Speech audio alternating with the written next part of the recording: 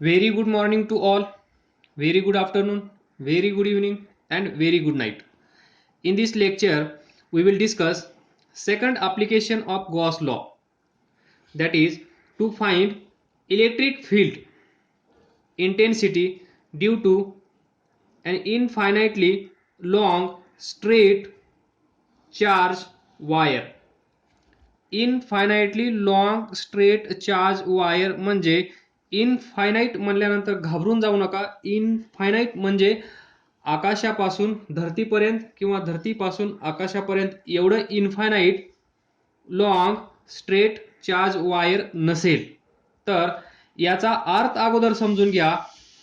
ही जर वायर असेल, दिस वायर, या वायरच्या शेजारी इथे इलेक्ट्रिक फील्ड आपल्याला फाइंड करायचा असेल तर या पॉइंटला, हा पहा,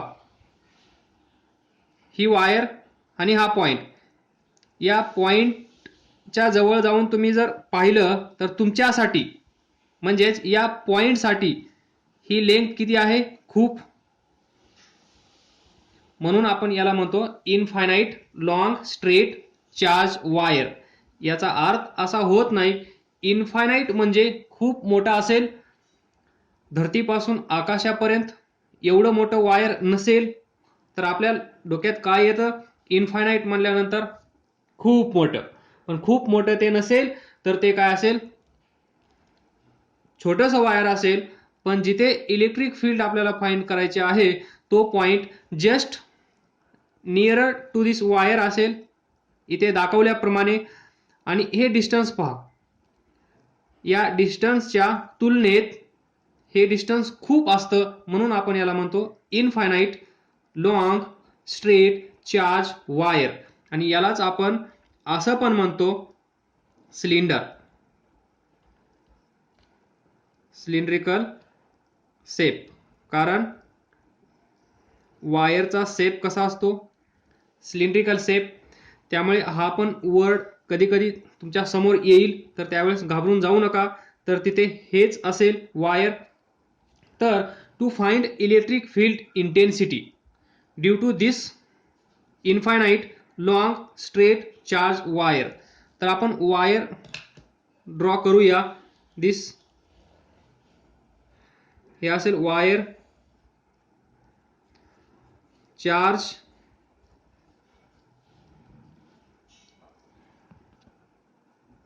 to find electric field at point this. या पॉइंटला आपल्याला इलेक्ट्रिक फील्ड फाइंड करायचं आहे. That is E P is equal to question mark. Procedure same असेल. मागचे 2 लेक्चर जर तुम्ही मन लावून पाहिले असतील तर आज तुम्हाला प्रत्येक वर्ड मी काय सांगत आहे ते लगेच समजून जाईल. या पॉइंटला इलेक्ट्रिक फील्ड फाइंड करायचा असेल. हा पॉइंट या वायर पासून एवढा दूर असेल, डिस्टन्स आर. या पॉइंटचं to find electric field intensity at P at distance R from this wire. या पॉइंटला इलेक्ट्रिक फील्ड फाइंड करण्यासाठी एवढा सीन आपल्या समोर आला आहे. तर यापुढे आपण काय करत असतो? जिथे कुठे आपल्याला इलेक्ट्रिक फील्ड फाइंड करायचं आहे त्या ठिकाणी त्या पॉइंट मधून जाणारा आपण काय ड्रॉ करत असतो? काय ड्रॉ करत असतो? लवकर सांगा. Gaussian surface. Gaussian surface. कारण आपण हे लर्न करत आहोत ॲप्लिकेशन्स ऑफ गॉस लॉज. गॉस लॉचा यूज करून आपण या पॉइंटला इलेक्ट्रिक फील्ड फाइंड करत आहोत. म्हणून आपल्याला गरज आहे ती गॉसियन सरफेसची. आणि गॉसियन सरफेस तुम्ही कुठे ड्रॉ कराल? ज्या पॉइंटला, जिथे कुठे तुम्हाला इलेक्ट्रिक फील्ड फाइंड करायचं असेल, इलेक्ट्रिक फील्ड इंटेन्सिटी फाइंड करायची असेल, त्या पॉइंट मधून जाणारा आणि याला कॉन्सेंट्रिक असणारा या वायरला, म्हणजे ही वायर सेंटरला आली पाहिजे. युनिफॉर्मिटी तुम्हाला मेंटेन करायची आहे. तर पहा, वायरचा शेप असतो सिलेंड्रिकल. म्हणून आपण या वायरला सेंटरला ठेवणार आणि इथे असा गॉसियन सरफेस ड्रॉ करणार. तो गॉसियन सरफेस कसा असला पाहिजे? तो पण सिलेंड्रिकल शेपचाच असला पाहिजे. सिलेंड्रिकल शेप म्हणजे पहा इथे ही वायर असेल आणि आपल्याला इथे इलेक्ट्रिक फील्ड फाइंड करायचा असेल तर इथून जाणारी एक व्हर्टिकल लाईन ड्रॉ करा. इथे दिस व्हर्टिकल लाईन एवढ्याच अंतरावर या साईडला आर, कारण ही वायर सेंटरला आली पाहिजे, त्यामुळे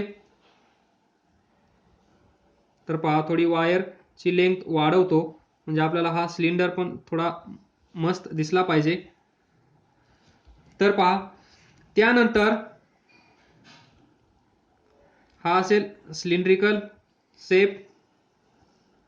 थोडं व्यवस्थित आलं नाही, हा सेंटरला आला नाही, तुम्ही सेंटरला काढा, घाबरू नका. तर पहा या साईडला तेवढंच डिस्टन्स घ्या, माझ्याकडून या साईडला थोडं कमी झालं. थोडं याला मी व्यवस्थित करतो, सरळ करतो असं, तर बरोबर दिसेल.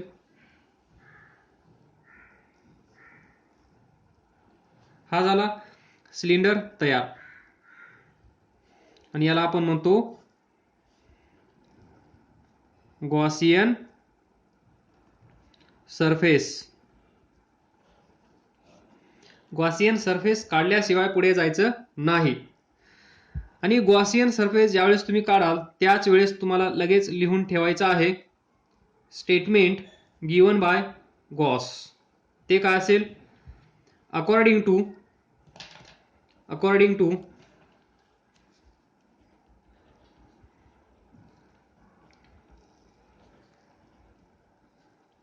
Gauss law, electric flux phi is equal to close integral E bar ds bar is equal to total charge inside this Gaussian surface divided by epsilon naught. Equation number 1. त्यानंतर ज्या ठिकाणी आपण इलेक्ट्रिक फील्ड फाइंड करणार आहोत त्या पॉइंटकडे या. म्हणजे हा जो सरफेस आहे या सरफेस मधून जाणाऱ्या जर इलेक्ट्रिक फ्लक्स आपण फाइंड केल्या आणि त्या electric flux by Gauss law किती असतात? Q in divided by epsilon naught. आणि तिथेच आपला हा प्रॉब्लेम सॉल्व्ह होतो. तर to find this electric flux आपल्याला पाहिजे तो गॉसियन सरफेस कसा असला पाहिजे? क्लोज. पण इथे पहा हा जो सिलेंडर आहे या साईडला ओपन आहे, या साईडला ओपन आहे. जर हा सरफेस ओपन असेल तर आपण हे यूज करू शकत नाही असं डिस्कस केलं होतं. तर इथे गॉस लॉ यूज करण्यासाठी किंवा ही कन्सेप्ट अप्लाय करण्यासाठी आपल्याला काय करावं लागेल? हा सरफेस क्लोज करावा लागेल. आलं लक्षात? हा सरफेस म्हणजे इथे कॅप बसवा, या साईडला एक कॅप, या साईडला एक कॅप, आणि त्या कॅपचा यूज करून हे दोन्ही सरफेस क्लोज करा. Now it becomes close surface, close Gaussian surface. त्याच वेळेस आपण पुढे जाऊ शकतो. त्यानंतर ज्यावेळेस आपल्याकडे क्लोज गॉसियन सरफेस असतो त्यावेळेस to find this electric flux we need E. तर इथे पहा डायरेक्शन ऑफ या चार्जमुळे इथे इलेक्ट्रिक फील्ड असेल हे आपल्याला माहित आहे, पण ते किती असेल हे आपण फाइंड करत आहोत.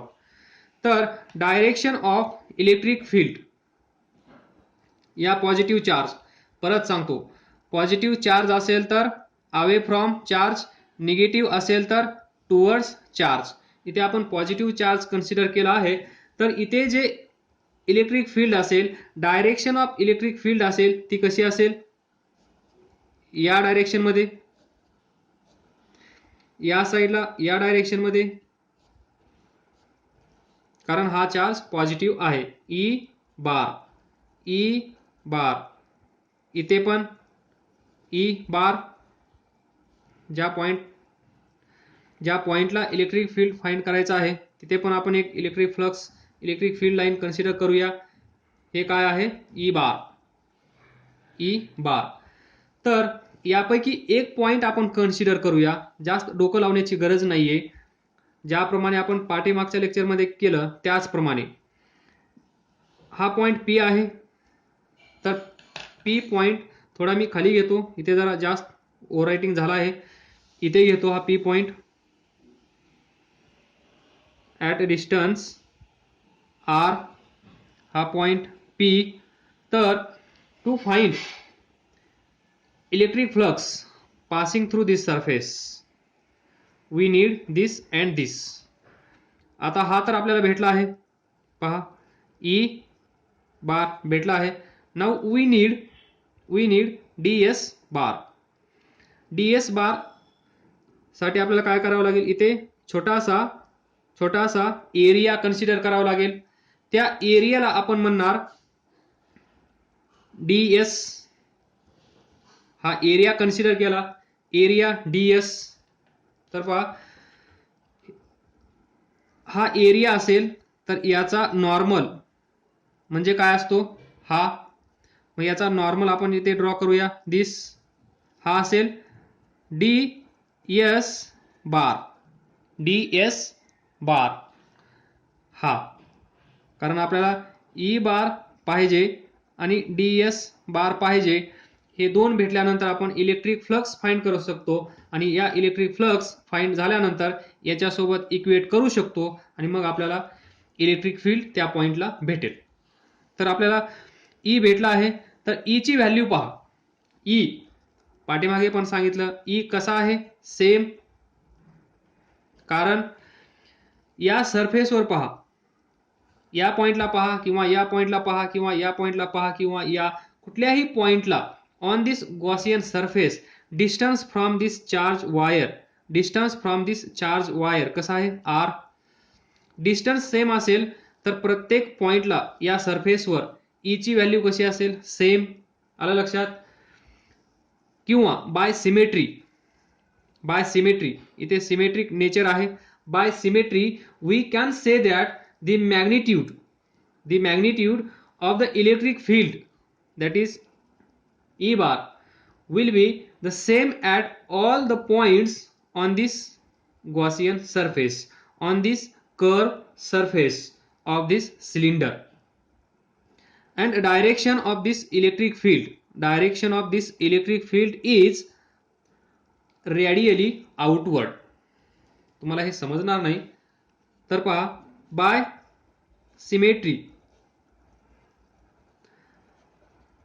symmetry we can say that the magnitude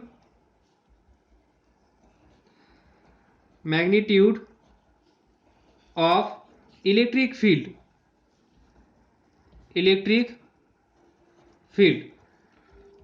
is same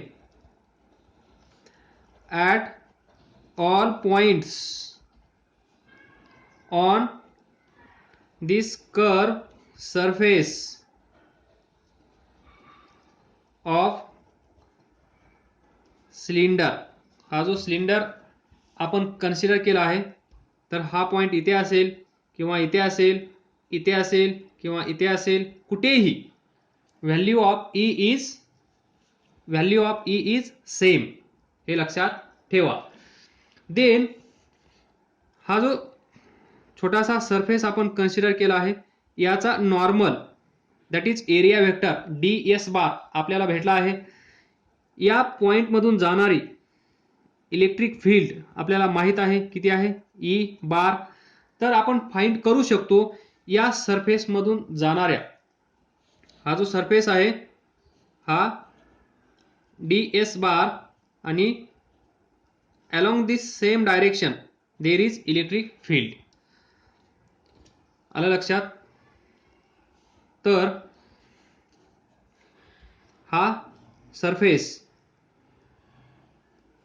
हा कर्व सरफेस ऑफ सिलेंडर हा सरफेस आपण कन्सिडर केलेला ds, याचा हा ds बार. त्यानंतर along the same direction there is electric field. हा पोर्शन एवढा कट इथे केला, पेस्ट पण केला. Now tell me the angle between E bar and ds bar. So angle between E bar and ds bar किती आहे? theta is equal to 0 because E bar is parallel to ds bar. कारण हा कसा असला पाहिजे, ds bar या सरफेसला कसा असला पाहिजे, नॉर्मल परपेंडिक्युलर. त्यामुळे हे दोघं एकाच डायरेक्शन मध्ये आहेत. That is the angle between direction of this and normal to this surface, to this curve surface of the cylinder, that is ds bar is 0. तर इथून cos theta is equal to किती येईल, cos 0 is equal to 1. Now we can find electric flux passing through this छोटा सा area. To find electric flux through छोटा सा area we can take to find electric flux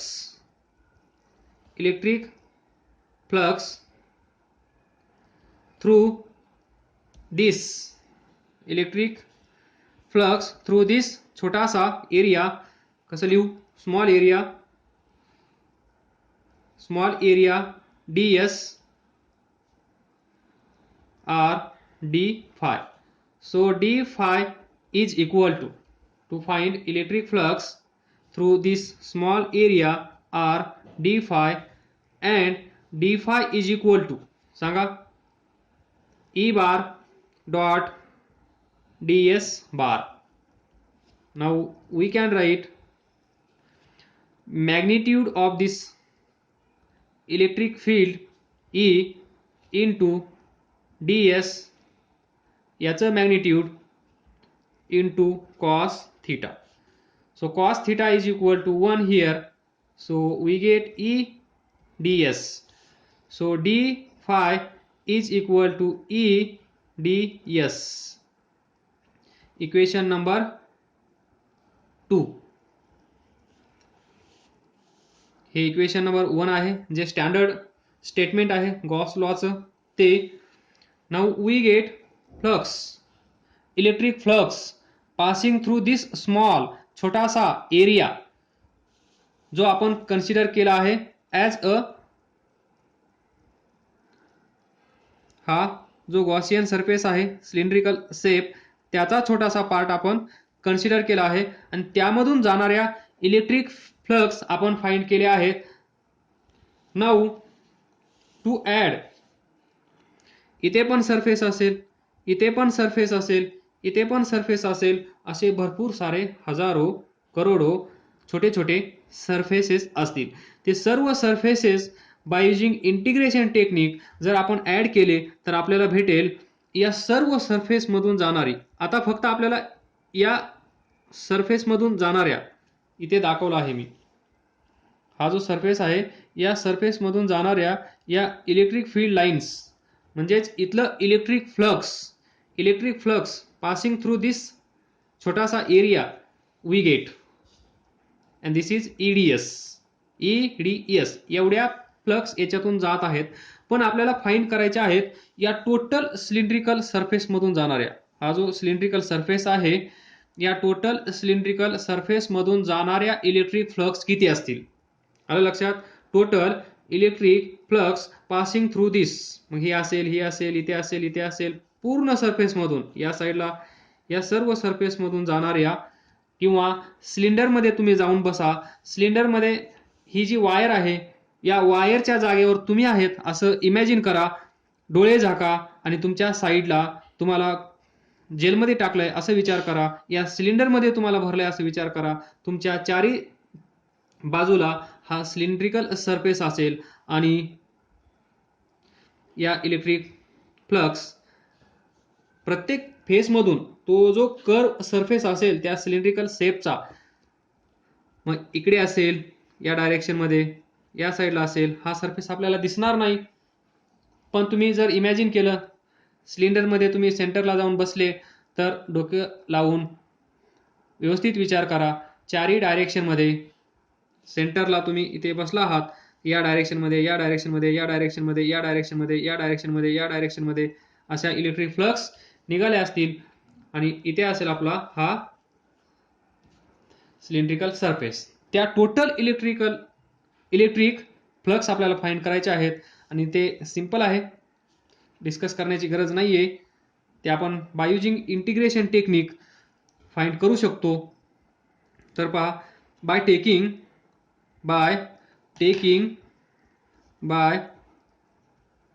taking integration on both side, तुम्ही लिहा हे d phi is equal to EDS close. तर किती येईल सांगा? लेफ्ट साइडला असेल फाय, टोटल इलेक्ट्रिक फ्लक्स, लिहा इथे total electric flux. So we get phi is equal to EDS, and we know that E is same by symmetry.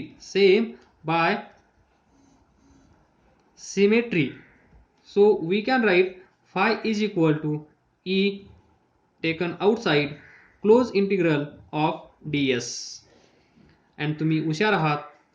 This value of this is for cylinder, Gaussian surface. इथे तो point असेल, ही distance किती आहे r. तर पहा, थोडंसं तिथे जाऊया आपण. Now consider this length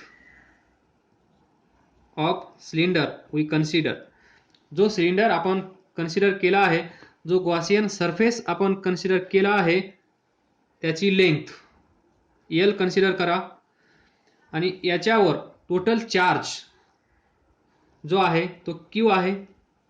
total charge Q, याची लेंथ L असं कन्सिडर करा, किंवा आपण कन्सिडर करूया लेंथ.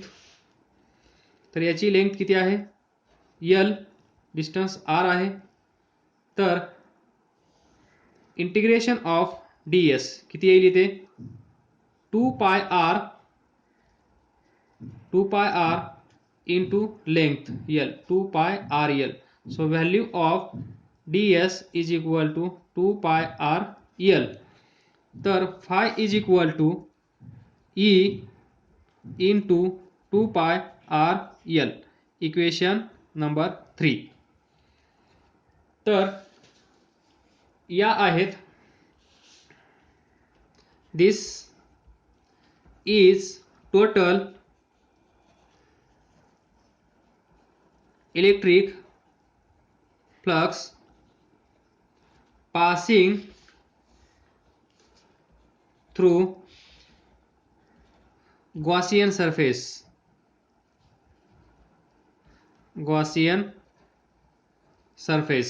But याला तुम्ही असंही म्हणू शकता curve surface. These are electric flux passing through this curve surface, through this surface. आलं लक्षात? But we have here two more surfaces. This या साइडचा एक आणि या साइडचा एक, याच्यामधून पण काहीतरी इलेक्ट्रिक फ्लक्स जात असतील. लक्षात येतंय का? पहा, ही असेल वायर, हा असेल आपला गॉसियन सरफेस, बरोबर. याची लेंथ आहे L, हे डिस्टन्स आहे r, जिथे आपण P पॉइंट कन्सिडर केला आहे तो आपण या इलेक्ट्रिक फ्लक्स फाइंड केल्या इथून जाणाऱ्या या कर्व सरफेस मधून जाणाऱ्या. आलं लक्षात? बट इथे एक सरफेस आहे, या सरफेस मधून पण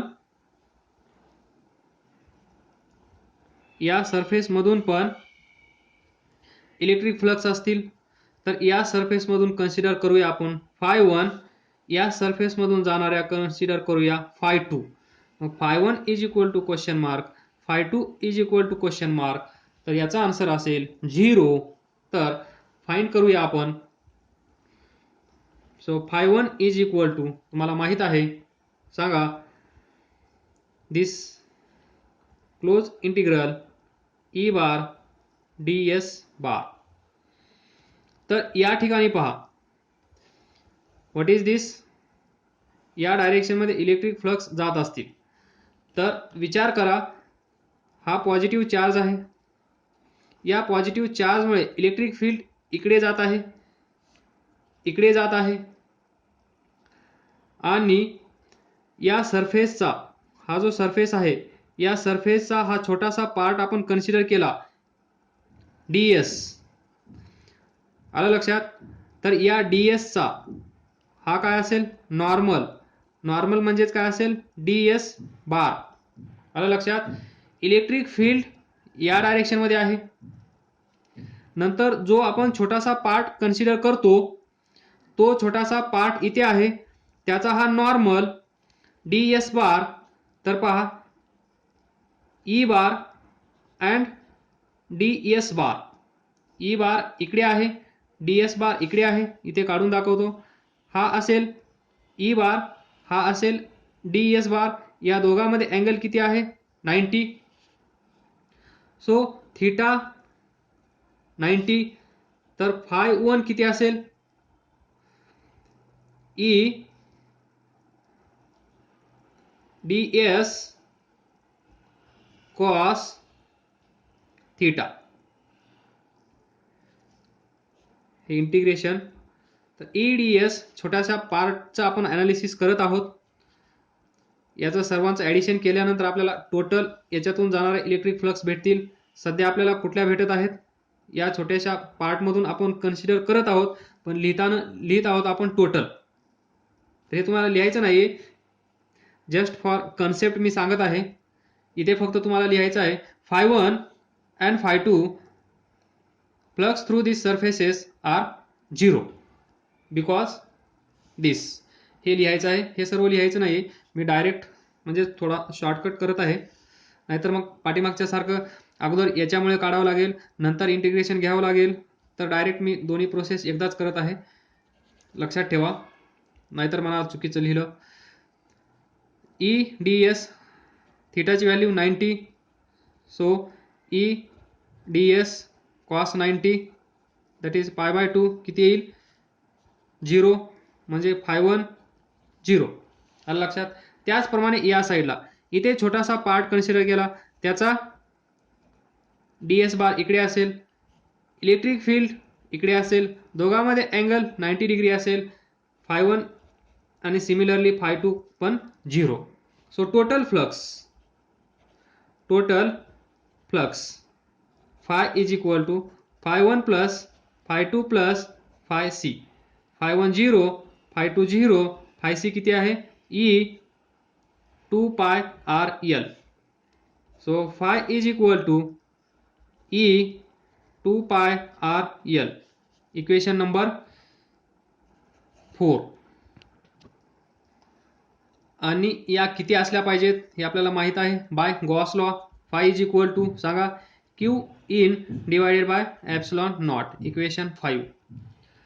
now equate equation number 4 and equation 5. हे दोन इक्वेशन पहा, याची राईट साईड, सॉरी, याची लेफ्ट साईड सेम आहे. तर या दोन इक्वेशनच्या राईट साईड पण सेम असल्या पाहिजेत. तर q in किती आहे ते अगोदर सांगा मला. q in, total charge inside this Gaussian surface किती आहे, q. हा चार्ज किती आहे, q आपण कन्सिडर केला आहे. तर इथे तुम्ही लिहू शकता फाय इज इक्वल टू किंवा इथेच लिहा Q divided by epsilon not. Now equating 4 and 5 we get e 2 pi r l हा स्मॉल एल आहे 2 pi r l q upon epsilon naught. From this we can find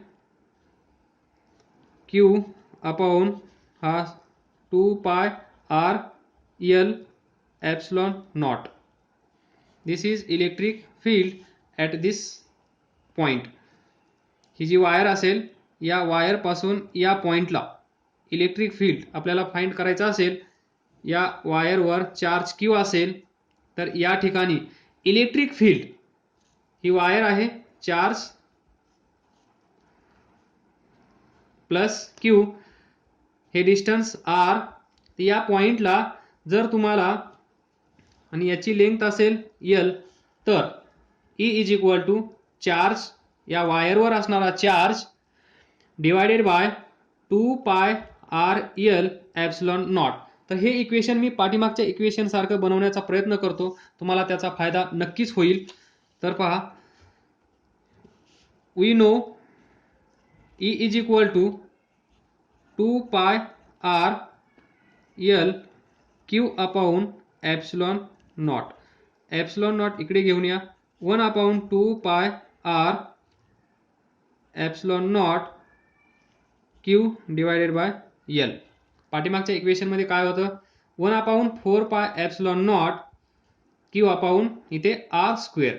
R स्क्वेअरच्या जागेवर काय आहे इथे एल. सिमिलर बनवण्याचा प्रयत्न करत आहे जेणेकरून तुम्हाला लक्षात ठेवायला सोपं जाईल. This is electric field intensity due to an infinitely long straight charge wire. This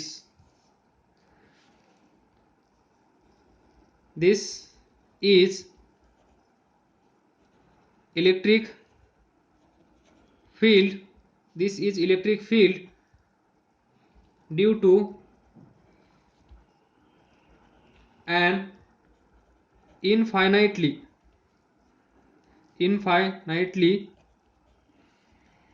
long straight charge wire. तर अजून थोडंसं याला मॉडिफाय करूया.